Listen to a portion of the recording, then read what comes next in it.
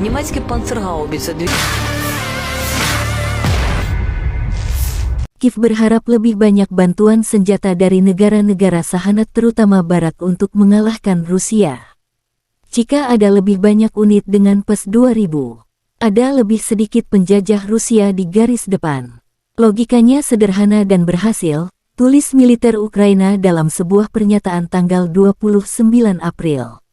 Konflik Rusia dan Ukraina berlangsung selama 430 hari, belum ada kesepakatan pembicaraan damai antara dua pihak.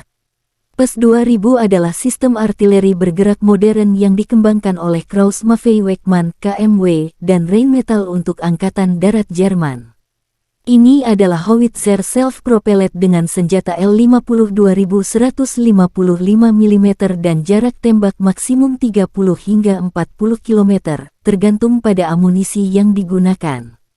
PES 2000 sangat otomatis, dengan awak hanya 5 orang, dan dapat menembakkan hingga 10 putaran per menit.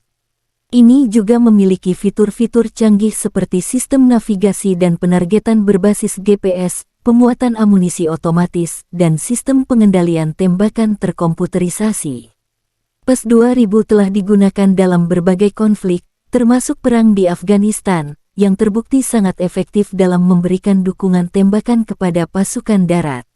Itu juga dalam pelayanan dengan beberapa negara lain, termasuk Italia, Belanda, dan Yunani. Ukraina mendapat bantuan suplai puluhan meriam swagerak ini untuk mengusir Rusia.